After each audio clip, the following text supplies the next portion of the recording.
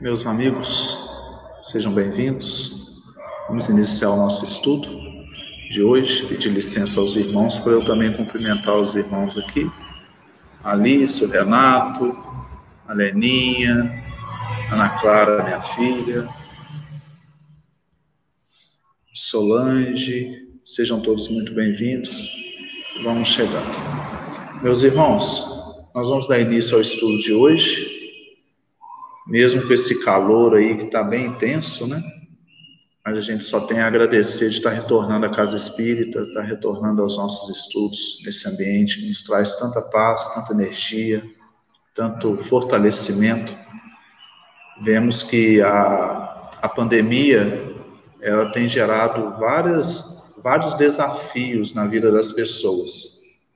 E esse desafio não é só na questão do vírus, não.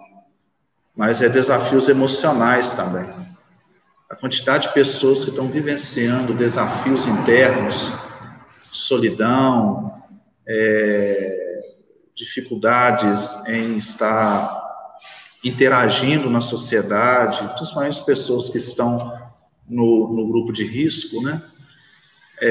Não poder ter esse contato social muito grande, né? E também mesmo as pessoas que não estão no grupo de risco podem ter contato, sempre parece que o medo ficou assim bem intenso na sociedade mundial. Não é por menos, né? A gente percebe que o medo, quando ele extrapola, ele acaba também desarticulando a própria saúde física nossa. E aí nós vemos a importância da Casa Espírita, respeitando todos os protocolos necessários, sanitários, mas a importância de estar aberta e estar acontecendo os trabalhos, porque é um fortalecimento para as pessoas, né? Quando nós estamos juntos orando, a energia é mais intensa. Quando estamos orando em casa também. Mas esse ambiente aqui é um ambiente que propicia a gente entrar numa introspecção saudável. Então vamos iniciar o nosso estudo. Vou pedir ao nosso irmão Marco para ler uma mensagem para nós. Tem um livro, meu irmão. Por favor. Logo após, nós faremos a oração para iniciar o estudo.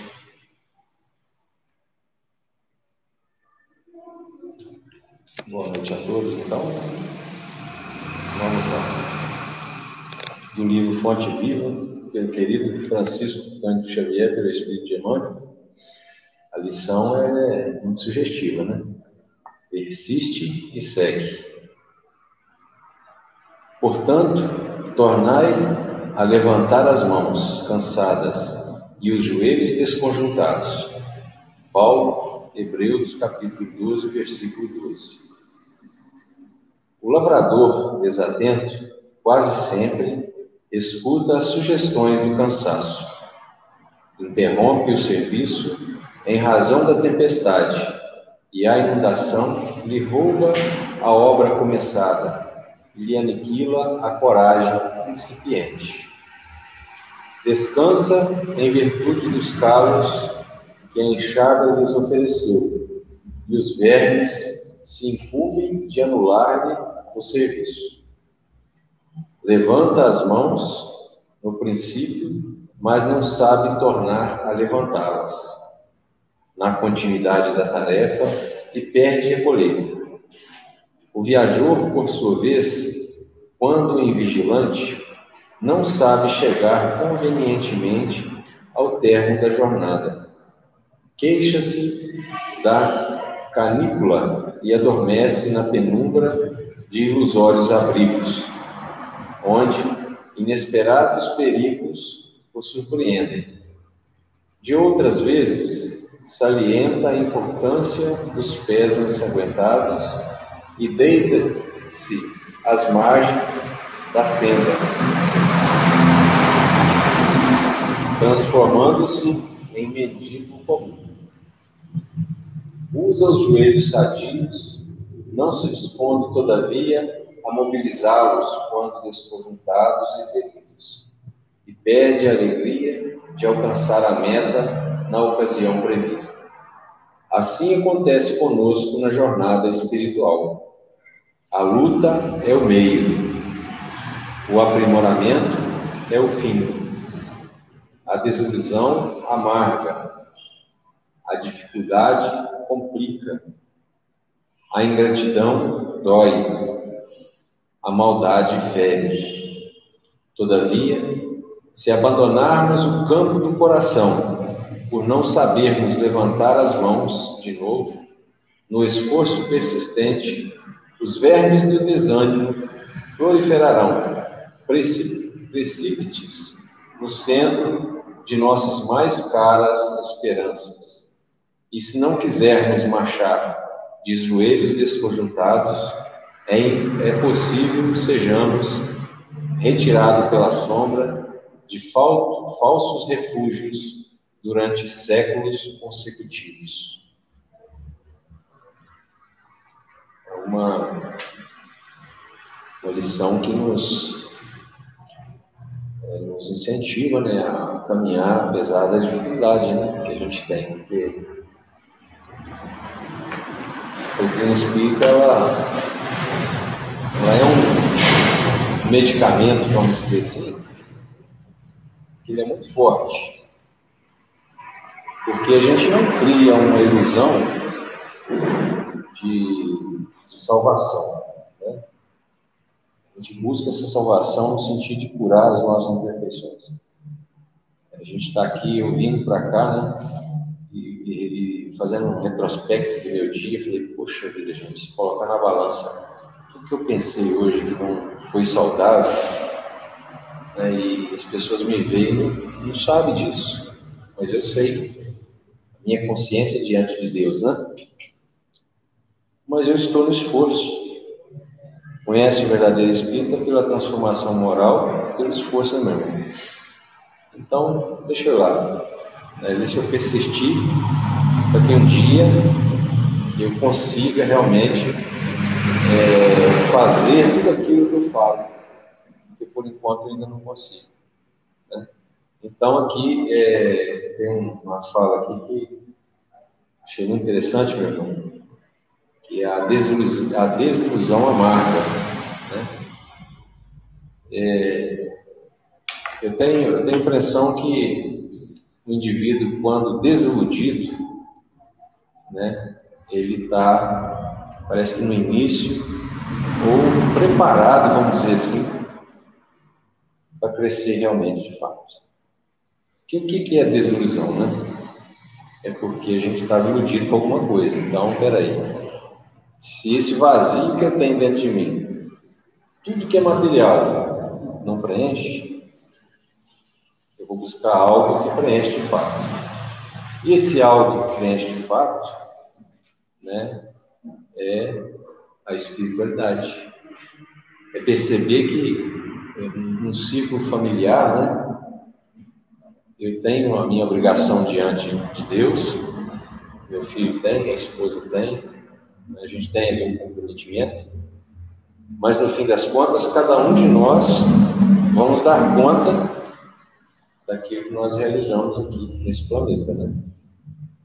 E é bom quando a gente consegue deixar o planeta um pouquinho melhor, né? Contribuir um pouquinho mais, não só para o planeta físico, mas para a evolução também de cada um que está ao nosso lado, né?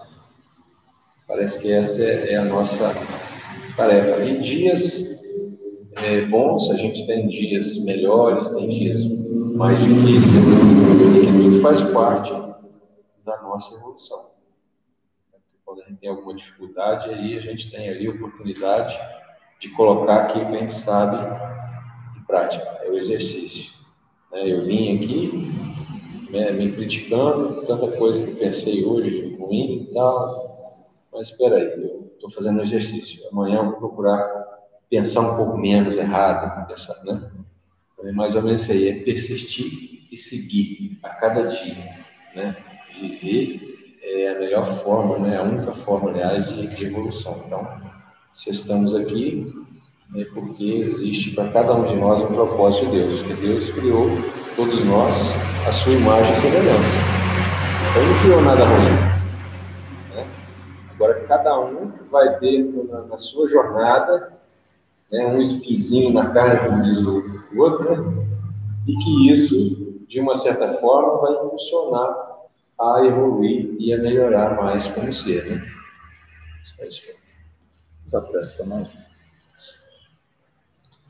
Vamos levar os nossos pensamentos ao alto, agradecer a Deus, a Jesus, nosso mestre maior, a espiritualidade amiga, por este dia maravilhoso que se finda, por essa oportunidade bendita de estarmos aqui encarnados e vivenciando essas experiências da matéria que nos promove o crescimento. Obrigado, Senhor Jesus, por tudo que nos promove, por nossos familiares, por este momento em que aqui estamos, por nossos lares, por nossos empregos, por tudo que nos concede, Senhor. Que esteja conosco, nos auxiliando, nos amparando a cada dia. E de modo especial, peço que a espiritualidade possa amparar o nosso companheiro Rosélio, para que ele traga na noite de hoje, através de sua inspiração, tudo aquilo que necessitamos de ouvir. Obrigado, Senhor Jesus, e prossiga conosco agora e sempre. Que assim seja. Que assim seja. Muito obrigado, meu irmão. Meus irmãos, então vamos iniciar o estudo de O Livro dos Espíritos. Dá licença falar aqui que a minha mãe está falando aqui. Rosélio, eu estou assistindo também. Tudo bem, mãe? Que ótimo. Seja bem-vinda. Tatiana, Rodrigo. Meus irmãos, tem alguns livros lá na cadeira, se alguém quiser acompanhar, não tiver o Livro dos Espíritos, só pegar lá para acompanhar conosco. Nós estamos... Está lá no final, Gabriela. Nós estamos na questão 81 da obra, no capítulo 1º, no livro 2º, na questão 81. Para quem assim não está, às vezes, tão contextualizado em relação ao Livro dos Espíritos, essa obra Allan Kardec publicou no século XIX. E ele fez perguntas diversas em relação à espiritualidade, em relação à vida, em relação à evolução, a Deus, aos espíritos. Então, como tal, o Livro dos Espíritos é uma das obras que mais se fala de espíritos, mas sempre procurando trazer a moral evangélica, permeando todo esse conhecimento que a espiritualidade traz. Às vezes nós lemos o Evangelho e lemos obras espíritas, nós percebemos que a proposta é exatamente a mesma. A proposta espírita é a mesma proposta de Jesus, que é aquilo que nós chamamos de reforma íntima. Se o indivíduo está fazendo a sua reforma íntima, ele está no caminho da evolução espiritual. E o que é fazer reforma íntima? É aquilo que o nosso irmão Marco colocou muito bem. É o indivíduo ser mais compassivo, ou seja, ter mais compaixão no coração, mais amor, mais perdão, mais conhecimento também. Então o Espiritismo ele mescla o conhecimento intelectual, a vida após a morte, o que a gente está fazendo aqui, de onde nós viemos, para onde nós vamos. Ele mescla isso com aquilo que é fundamental, que é a nossa transformação interior. Porque nós acreditamos que esse mundo só vai se transformar quando os seres humanos se transformarem. Quando nós nos transformarmos como seres humanos, como civilização, isso aqui vai ser um paraíso. Vai ser a era da regeneração. Então, todo esse conhecimento que lemos, ele tem um único propósito de desenvolvimento moral, juntamente com o conhecimento intelectual. Então, nessa parte aqui, Allan Kardec está perguntando sobre o princípio dos espíritos. Como que os espíritos foram criados? Como que a alma é criada? Será que ela existe para sempre? Ela sempre existiu? Às vezes é difícil entender como algo que tem um começo não possa ter um fim, porque a nossa mente funciona dentro desse paradigma. Então eu vou ler aqui, para o nosso irmão descansar um pouco, eu vou ler aqui na questão 81, a pergunta é onde nós paramos. Allan Kardec pergunta o seguinte: os espíritos se formam espontaneamente ou procedem uns dos outros? Allan Kardec ele é um pesquisador, ele é um cientista.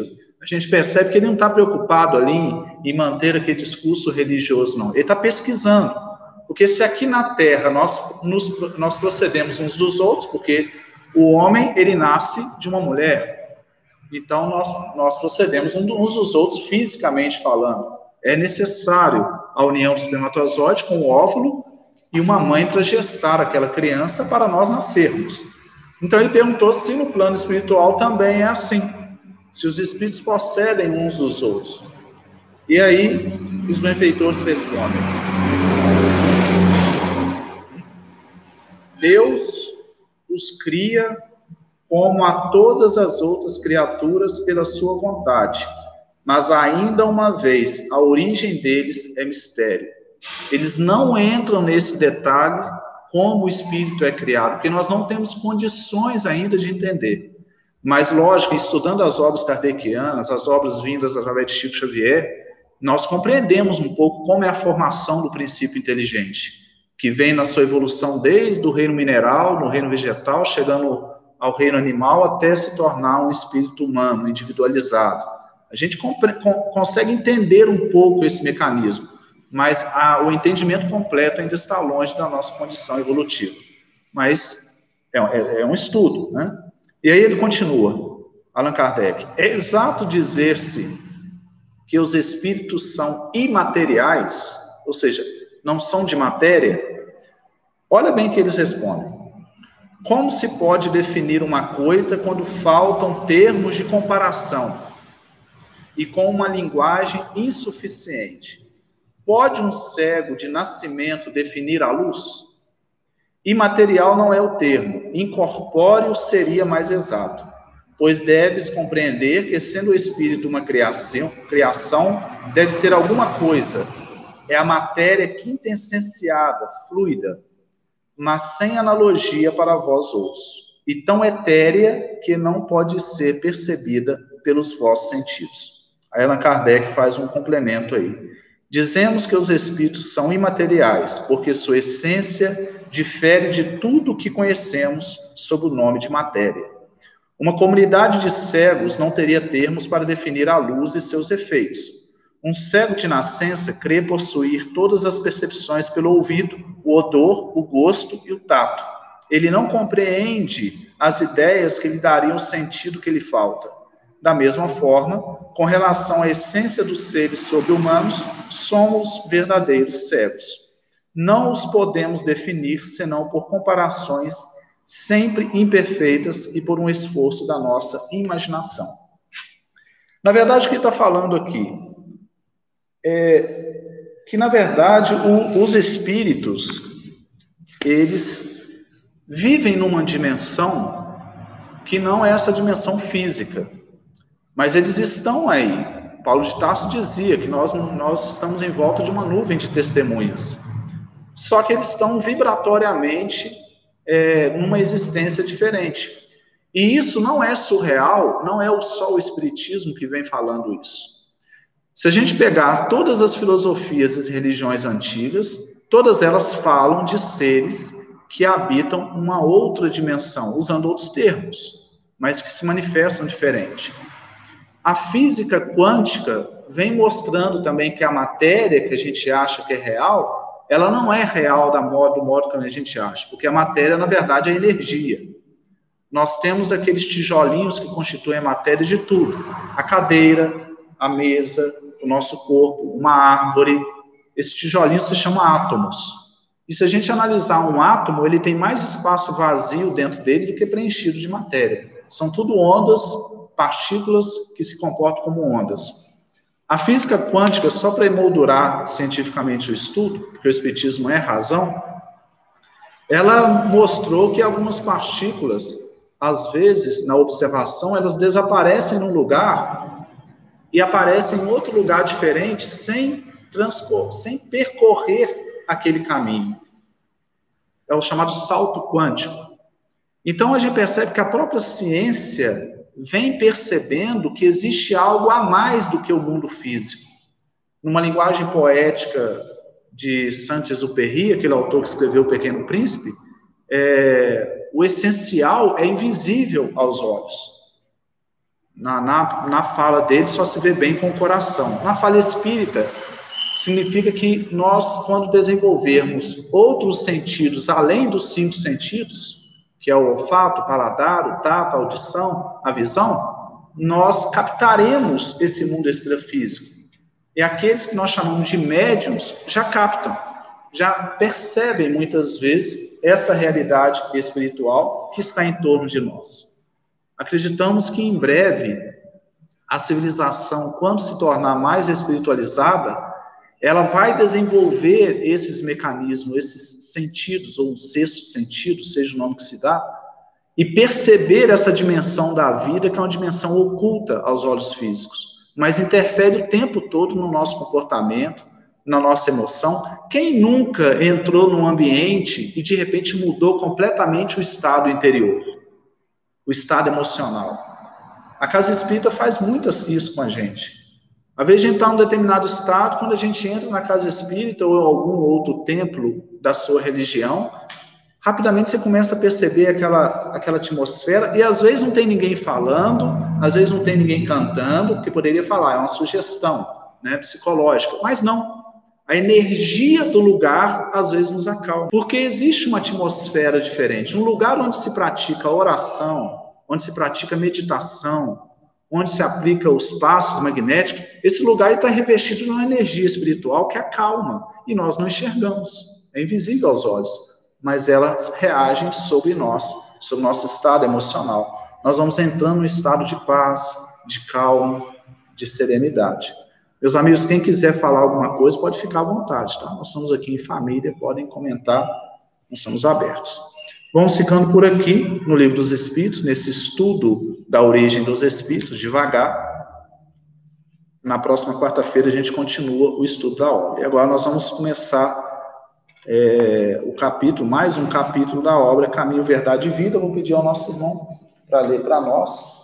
E é um assunto bem interessante que essa obra traz, né? Essa obra não tem aqui, mas é um capítulo curto, então, ouvindo já dá para acompanhar, já dá para perceber a mensagem que o benfeitor trouxe para nós. Lembrando que é uma obra de Emmanuel, aquela entidade que escrevia através de Chico Xavier. Vamos lá, meu irmão. 62, né? Isso aí. Parentela. E disse-lhe: sai de tua terra e dentre a tua parentela e dirija-te à terra que eu te mostrar. Atos, capítulo 7, versículo 3. Nos círculos da fé, vários candidatos à posição de discípulos de Jesus queixam-se da sistemática oposição dos parentes com respeito aos princípios que esposam para as aquisições de origem religiosa. Nem sempre os laços de sangue reúnem as almas essencialmente afins. Frequentemente, pelas imposições da consanguinidade, grandes inimigos são obrigados ao abraço diuturno sobre o mesmo teto. É razoável sugerir-se uma divisão entre os conceitos de família e parentela. O primeiro constituiria o símbolo dos laços eternos do amor. O segundo significa o cadinho de lutas,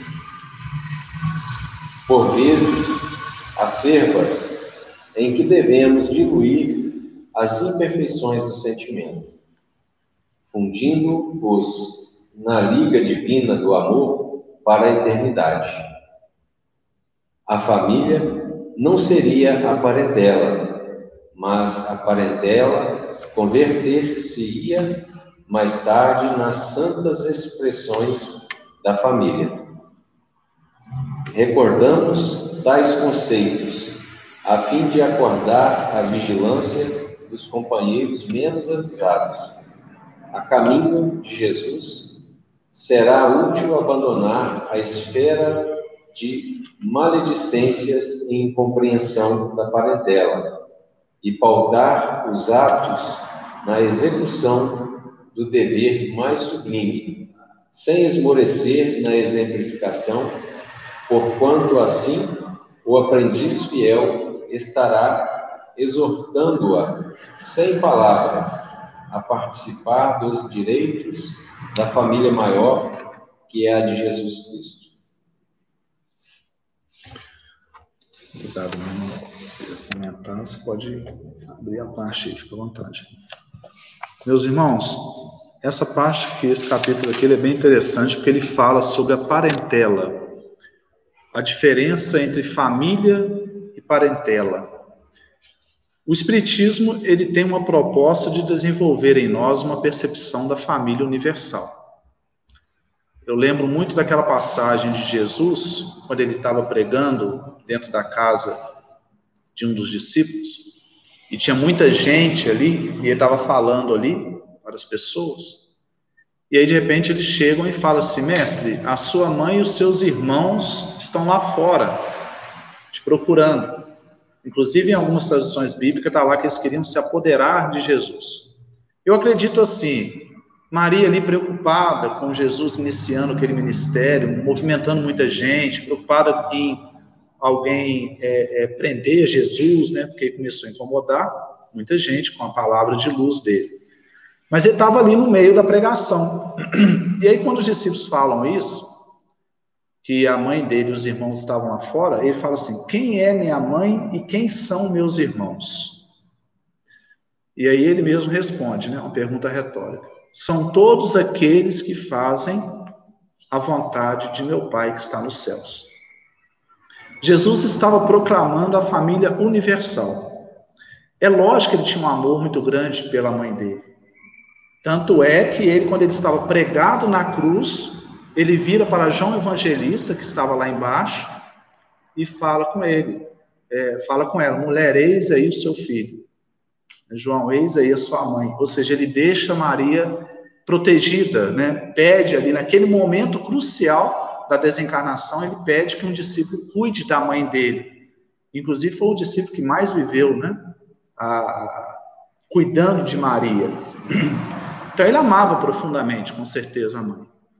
Mas ele estava falando dessa família que todos nós enxergaremos um dia, que somos todos os seres humanos, que somos filhos do mesmo Pai. Esses espíritos nobres, que já evoluíram, que já alcançaram um grau de consciência bem maior do que o nosso, eles enxergam família em toda parte. Daí a gente consegue entender por que uma Madre Teresa de Calcutá dedica a vida dela a cuidar daqueles doentes lá em Calcutá, na Índia. A gente começa a entender por que um Chico Xavier, apesar de não ter casado, tem milhares e milhões de filhos afetivos espalhados pelo Brasil e pelo mundo, porque nós espíritas temos uns sentimentos em relação ao Chico, um sentimento filial. O Chico é como se fosse um pai para nós, pelo exemplo de vida dele, Chico Xavier, o exemplo de amor. Passava horas, madrugada fora, psicografando aquelas cartas de espíritos que vinham consolar aquelas mães, aqueles parentes que haviam se separado pela desencarnação de um ente querido.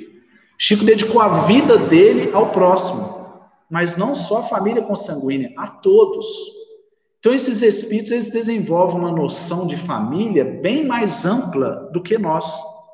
Entrevistaram um dia Dalai Lama. Dalai Lama é o líder do budismo, né, tibetano, líder espiritual. É como se fosse o papa do budismo tibetano. E o Dalai Lama, perguntaram a ele: Dalai, você não casou? Era um psiquiatra que estava entrevistando a eles, tem um livro. Você não casou? E geralmente a gente precisa de uma pessoa próxima da gente, onde a gente desabafa, onde a gente fala os nossos sentimentos.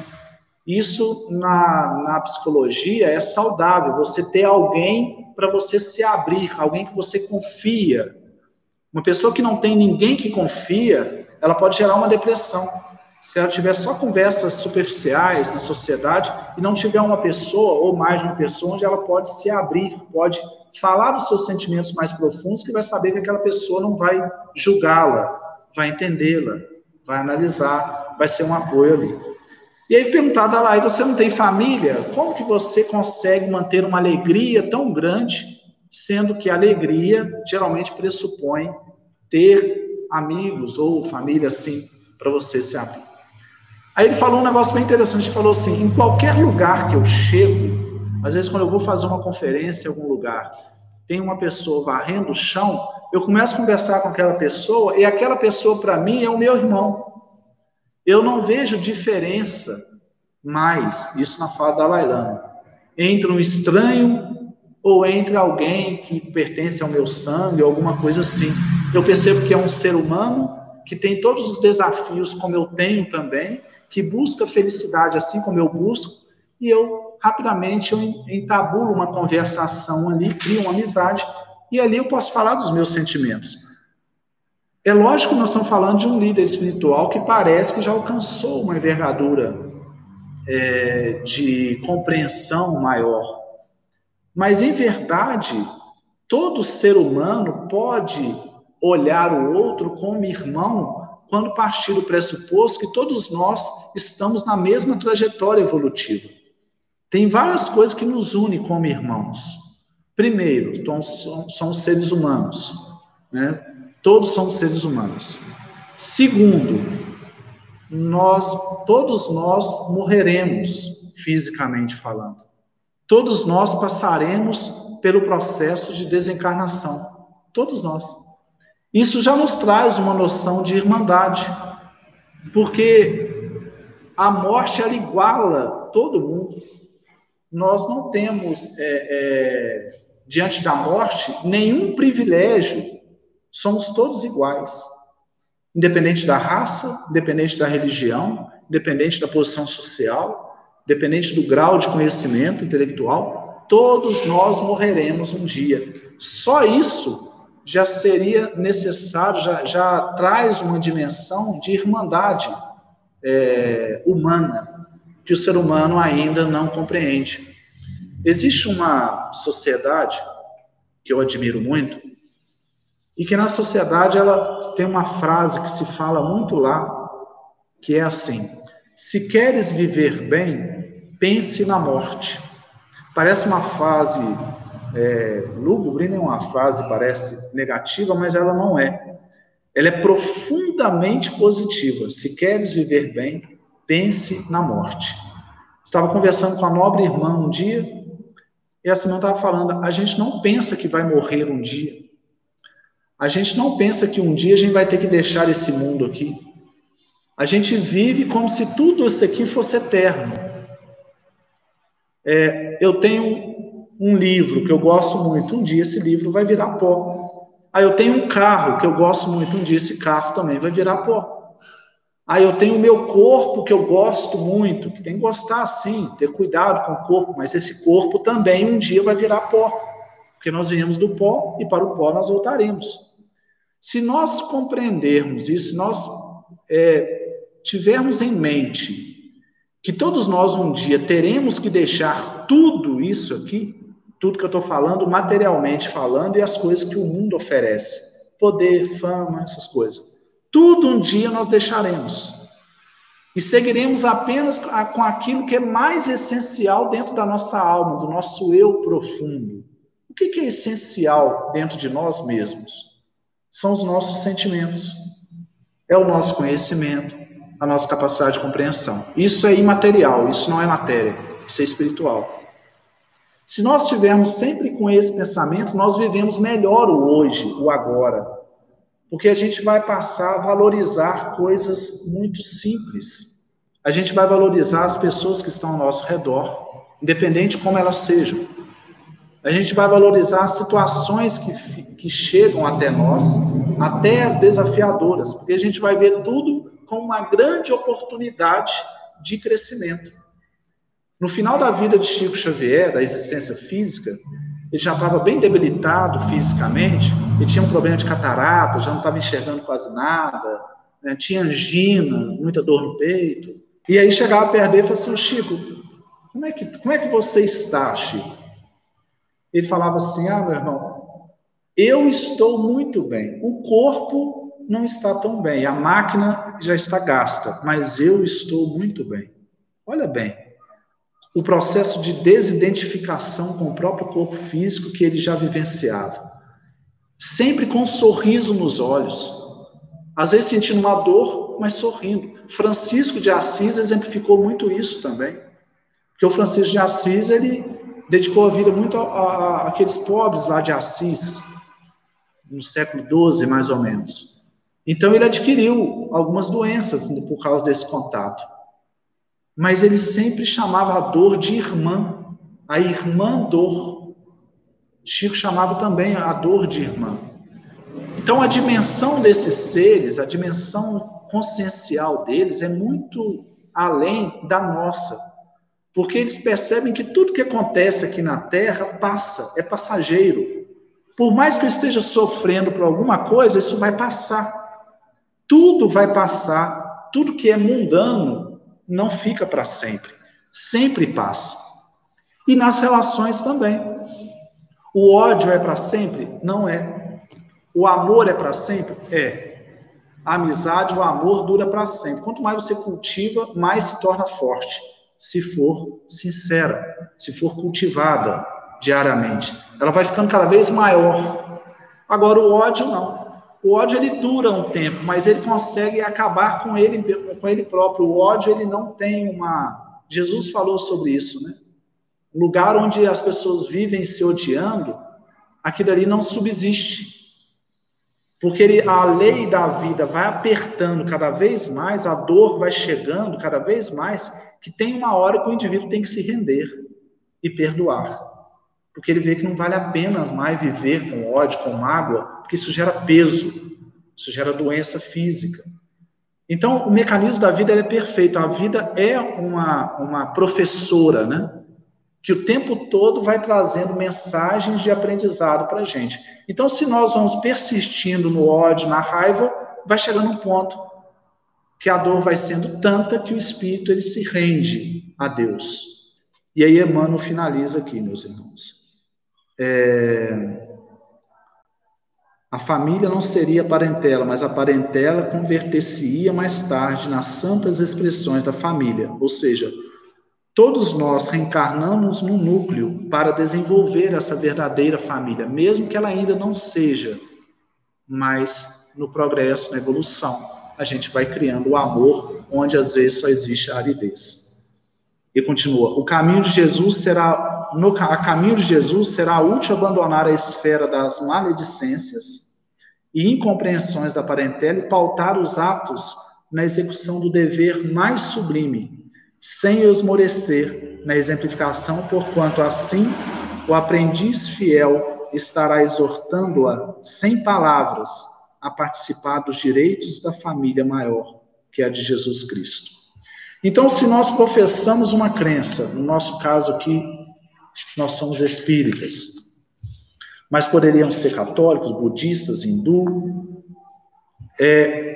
Se nós professamos uma crença e nós sofremos perseguição por isso, primeiro nós temos que ficar orgulhosos por estar sofrendo por uma causa tão digna, um ideal tão nobre.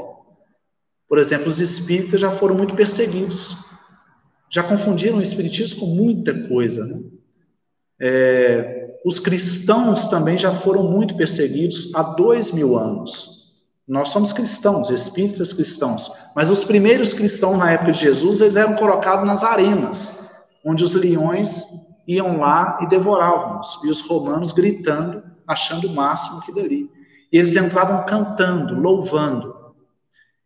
E esse comportamento deles de tamanha fé e renúncia era tão genuíno e tão impactante que os romanos começaram a perceber aquilo e começaram a se converter ao cristianismo por causa do exemplo daqueles primeiros cristãos. Então, o que Emmanuel vem falando aqui, que em qualquer parte, dentro da família ou na sociedade, o que vai falar realmente se a nossa crença ela é uma crença boa, pautada na verdade, vai ser o nosso comportamento e os nossos atos. e não as nossas palavras apenas. As palavras ajudam também, mas é o nosso procedimento. Porque qualquer pessoa que olha o indivíduo e vê ele se transformando, se tornando um indivíduo melhor, mais equilibrado, mais tranquilo, mais harmonioso, ele vai olhar para onde esse indivíduo vai, frequenta, e vai falar assim, aquilo ali é uma coisa boa, porque ele está ficando melhor. Então nós acreditamos que todas as religiões sérias podem fazer a transformação do ser humano. Agora depende do ser humano. E quando o indivíduo ele vai se transformando, em volta vai se modificando também. Terminei de ler um livro agora, chamado O Segredo. Talvez alguns irmãos já ouviram falar. Fala da lei de atração. Bem interessante o livro. Ele fala que nós atraímos aquilo que nós temos dentro de nós, inconscientemente. Se eu vou mudando internamente os meus pensamentos, vou trocando pensamentos negativos por pensamentos positivos, transformando ódios em perdão, egoísmo em fraternidade, em sentimento de caridade, eu vou cultivando isso dentro de mim e essa energia, ela vai se expandindo ao universo e o universo vai me devolvendo isso. Ou seja, nós passamos a atrair para perto de nós essas mesmas energias que nós estamos cultivando dentro de nós. Então, ou seja, depende de nós. A transformação interior é o primeiro passo.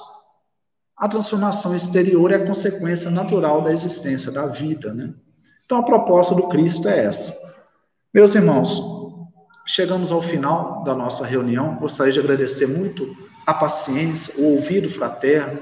Nossa irmã Júlia, pela primeira vez na nossa reunião, seja bem-vindo. As nossas irmãs também. Que a gente possa estar quarta-feira novamente aqui. Nesse estudo é um estudo singelo, mas são reflexões que vão fazendo aquele trabalho devagar dentro de nós, né?